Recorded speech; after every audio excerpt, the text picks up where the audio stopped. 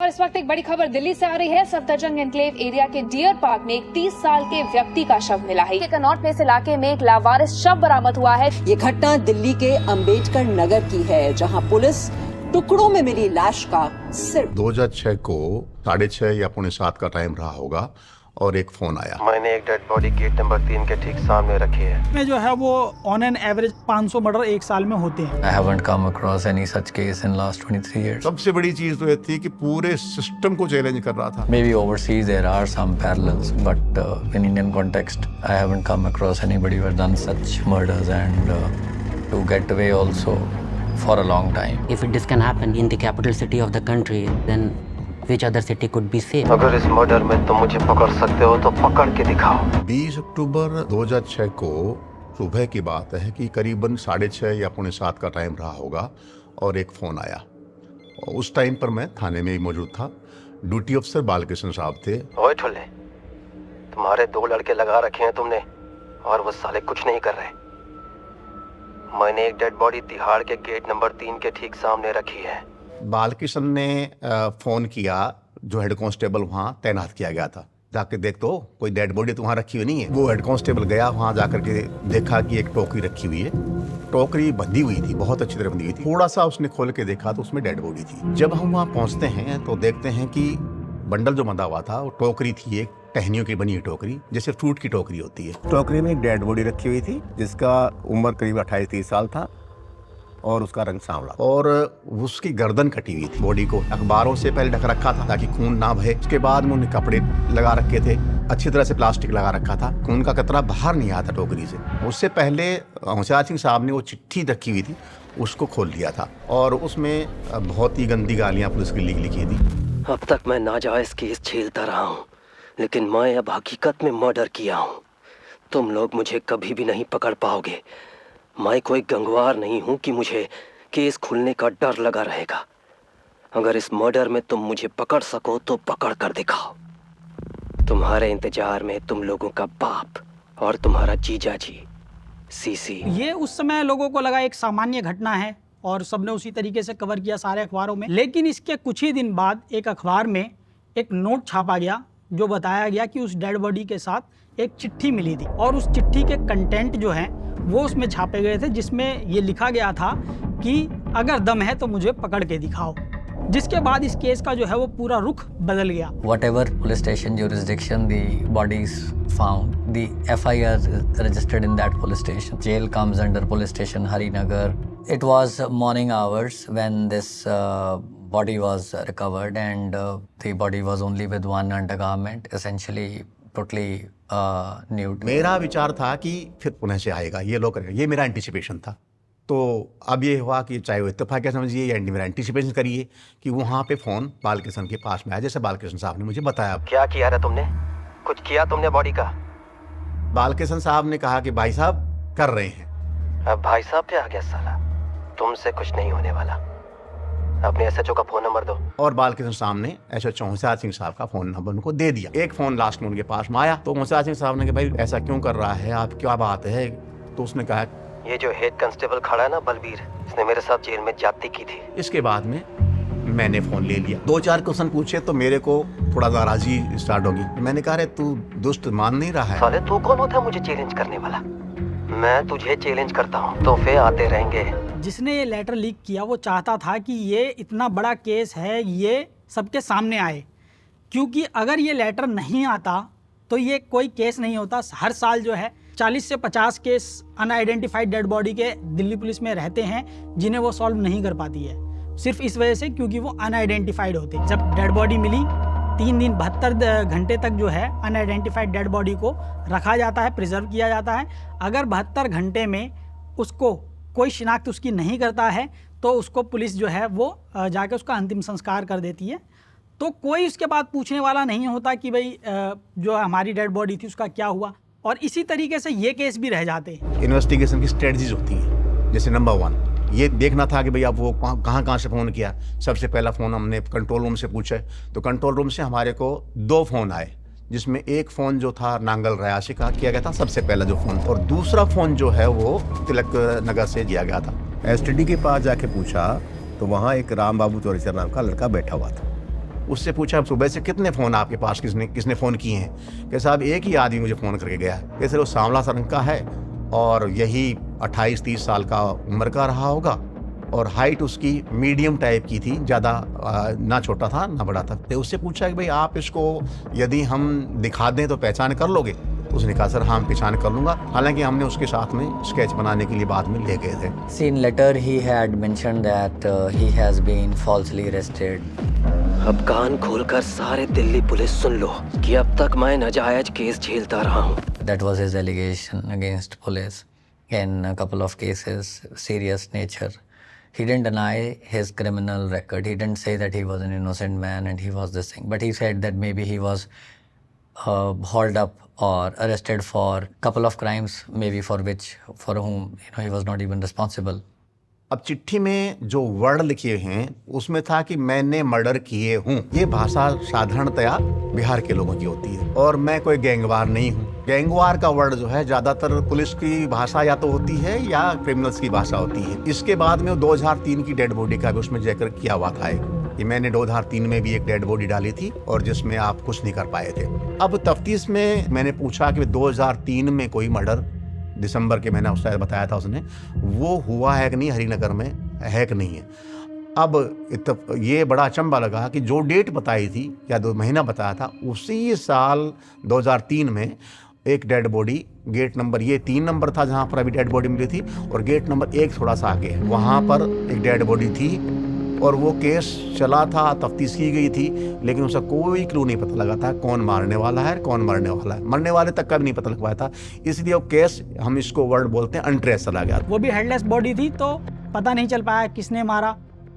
लेकिन जब 2006 में अक्टूबर वाला मर्डर हुआ और तिहाड़ जेल के बाहर डेड बॉडी आई, तब जाके उसका जो नोट आया बाहर, इसके बाद ये पता लगा कि कोई ऐसा शख्स है जो इस तरीके से सीरियल किलिंग कर रहा है। ये कनेक्ट हुए कि पहले जो हेडलेस डेड बॉडीज मिली हैं, इन सब के पीछे एक शख्स शामिल हो सकता है। Why would somebody throw a body in front of the Tihar jail? It has to be sending a certain message in a form that there was somebody who has had a stint at, who has undergone some imprisonment at Tihar jail. It was also obvious that this person has a deep grudge against the criminal justice system, may it be the police administration or the jail administration. दूसरा ये हो गया कि बलबीर, मैंने verify किया, उसका phone आया था बलबीर। ये जो हेड कांस्टेबल खड़ा है ना, बलबीर ने मेरे साथ जेल में जाती की थी। तो सबसे पहले जेल में बलबीर जो थे वो कहाँ पर पोस्टेड था, तो ये पता लगा कि बलबीर जो है जेल नंबर 3 में कहीं पर रहा है। जो जेल नंबर 3 था उसकी खासियत और भी थी, वहाँ कन्विक्टेड पर्सन रहा करते थे जो सजा याफ्ता रहते हैं। 3 के हमने रिक्वेस्ट भेजी, जो एज का डिस्क्रिप्शन आता है उसको +5 कर लेते हैं, तो वो उसका 30-32 साल 35 साल का या 25 साल के लड़कों का हमने हुलिया, जो रंग सांवला हो, बिहार का रहने वाला हो, और इस तरह से करके हमारे पास में 30 से 35 लोगों की लिस्ट आई। पुलिस शुरुआत में एफर्ट्स करती है, लेकिन कुछ दिनों बाद ही उन्हें ऐसा लगने लगता है कि उनका टाइम खराब हो रहा है, केसेस का बर्डन दूसरी तरफ ज़्यादा होता है, कुछ ऐसे केसेस होते हैं जिनमें क्लू मिल रहा है, तो उनकी इन्वेस्टिगेशन उधर की तरफ जाती है, बजाय इसके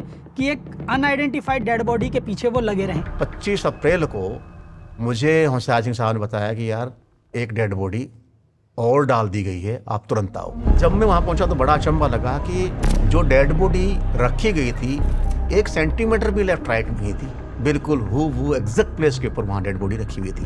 होशियार सिंह साहब प्रयास भी कर रहे थे, हम भी प्रयास कर रहे थे, लेकिन उसमें गांठें और इतना ज़्यादा सख्ताई से बांधी थी, खुल नहीं रही थी। इस बीच में एक लड़का होगा, तो कहता मैं आता हूँ, मैं खोलता हूँ। पहले भी दबाव एक डेड बॉडी से हो गया था, अब तो और ज़्यादा हो गया। वो दूसरी जो डेड बॉडी थी वो भी उसी पैटर्न में काटी हुई थी। पहली वाले गर्दन नहीं थे और इसके जो है दोनों हाथ और पैर और उसका प्राइवेट पार्ट भी गायब था। लेकिन इस डेड बॉडी में चिट्ठी नहीं थी, जो पैटर्न बांधने का था वो सारा का सारा वैसा का वैसा था।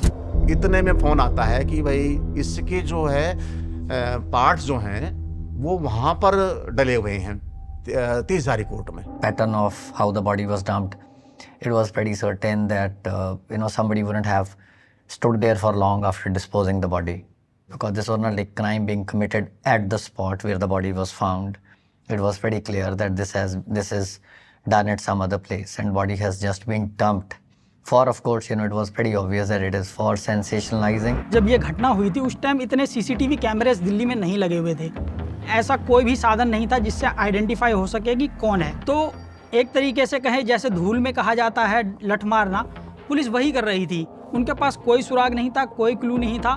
डेड बॉडी आइडेंटिफाई नहीं हो पाती थी क्योंकि वो हेडलेस होती थी, तो ये पता ही नहीं चल पाता था कि कौन मरा। नॉर्मल जो इन्वेस्टिगेशन है वो पुलिस विक्टिम की तरफ चलती है कि विक्टिम कौन है। विक्टिम को पता लग गया, आइडेंटिफिकेशन होगी, तो 90% केस हम कहते हैं सॉल्व हो गया है। लेकिन यहाँ तो ना तो विक्टिम का पता था, ना एक्यूज का पता था, ना प्लेस ऑफ ऑकरेंस का पता था। तो ये सारी चीज़ें, ये बहुत कठिन केस था। पुलिस के ऊपर जब प्रेशर आया तो इन्होंने इन्वेस्टिगेशन करते हुए आसपास जो जितने भी थाने हैं वेस्ट डिस्ट्रिक्ट के अलावा जो है वो पूरी रेंज जो थी उस समय उसको इस क्राइम को सॉल्व करने में लगाया गया, क्योंकि सीधे सीधे पुलिस को चुनौती दी गई थी। उन्होंने उसके बाद जब इन्वेस्टिगेशन जारी रखी, इस दौरान जो है 18 मई 2007 को एक बार फिर डेड बॉडी मिली। And I haven't come across any such case in last 23 years. There could be like one-off murder being committed by somebody. Maybe overseas there are some parallels, but in Indian context, I haven't come across anybody who had done such murders and had almost done broadly, in a patterned way. Same pattern. और वहाँ वो एक चिट्ठी और लिखी थी। पहले वो 1 पेज की चिट्ठी थी और इसमें 2-3 पेज की चिट्ठी लिखी हुई थी और लगभग वही गाली गलौज, और इसमें काफ़ी विवरण लिख रखा था। और उसने पहली वाली डेड बॉडी का भी जिक्र किया हुआ था और सेकंड डेड बॉडी डाली गई थी उसका भी जिक्र। 20 अक्टूबर 2006 को लाश मिली थी। उसमें उस लाश का आप लोगों ने ठीक ढंग से मुआयना ही नहीं किया था, क्योंकि उस लाश पर उसके हाथ पर अमित नाम लिखा था, लेकिन आप लोगों ने अखबार में उसका नाम भी नहीं डलवाया था। He was following the newspaper details closely and also seeing the fine print of it. इस सीसी के बारे में ज्यादा से ज्यादा खूंखार और खतरनाक का उपाधि देकर इनाम रखवाने का कोशिश करो, ताकि इस खेल में कुछ मजा आए। So he knows almost the top reward. He almost knows the way police shares the details with media, the way the crime is reported in the media. ध्यान रखना कि मेरे काम के लायक इनाम जरूर होना चाहिए, वरना मेरी बेइज्जती होगी तो मैं तुम सबकी बेइज्जती करवा दूंगा। He wanted his crime to be reported, to be,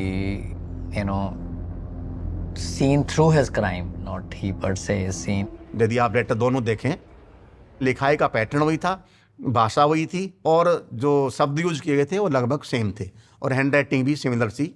letters के नीचे सीसी लिखा हुआ था, वो भी एक क्लू मिला। The first impression that gives is both are written by the same person, not because of the comparison of the writing.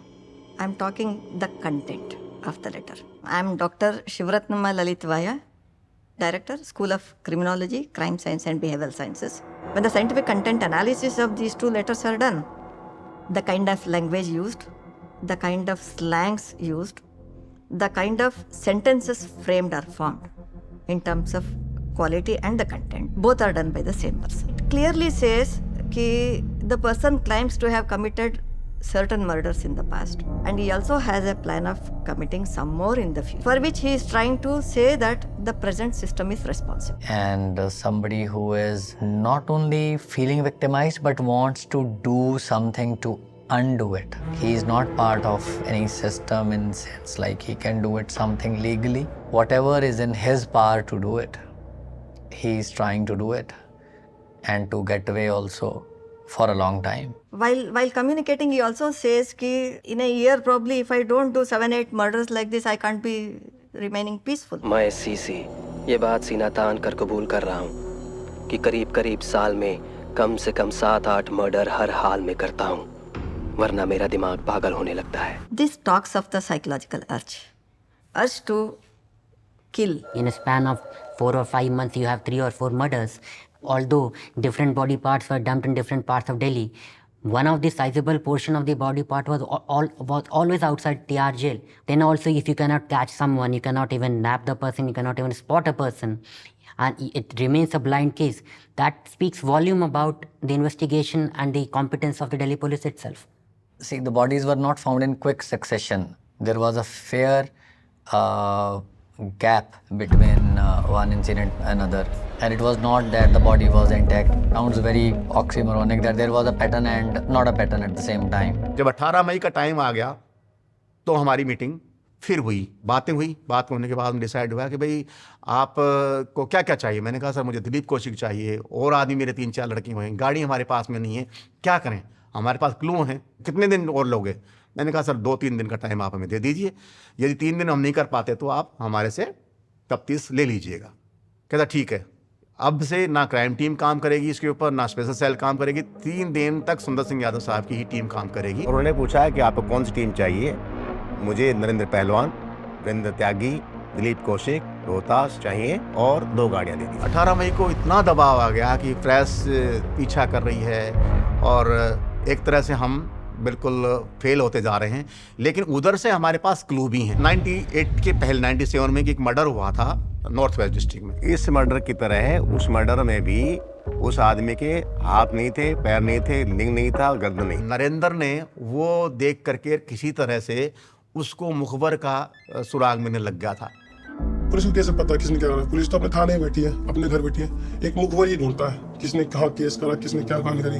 Civil में घूमते हैं पुलिस वाले, स्पेशल सेल वाले बोलते हैं उनको, उनके मुखबर भी होते हैं, उनको हर एक बंदे के बारे में पता होता है कि क्या कर रहा है, ये गलत काम कर रहा है, ठीक काम कर रहा है। तो इस इलाके जितने भी मुखबिर है ना, किसी CCTV फोटो आई है तो फोटो मुखबिर को दी जाएगी, तो मुखबिर उसकी फोटो देख के, जूते देख के, बंदे की हाइट देख के, टी-शर्ट पहन रखी है, वो देख के पता निकाल के बता रहा है बंदा कौन से इलाके, किस इलाके का, कहाँ करता है। आज के टाइम में जैसे मोबाइल बहुत ज़्यादा हो गए हैं, टेक्निकल सर्विलांस बहुत ज़्यादा हो गया, लेकिन उस समय में इंफॉर्मेशन नेटवर्क एक सबसे जो मजबूत तंत्र कहा जाता है पुलिस का, वो था, और इंफॉर्मेशन इसके बारे में जुटाई जा रही थी लगातार। वो हर तरह के बंदे में बैठता है, अच्छे में भी, बुरे में भी, उसका नेटवर्क होता है। मुखबिर पूरा पता निकाला इसने कहाँ मर्डर करा है, किसका करा है, कहाँ से डेड बॉडी दबाई है, क्या करा है, फिर मुखबिर बताया, फिर उसकी बेस पे पुलिस वाले कार्रवाई करते हैं। नरेंद्र साहब अपने आप काम कर रहे थे।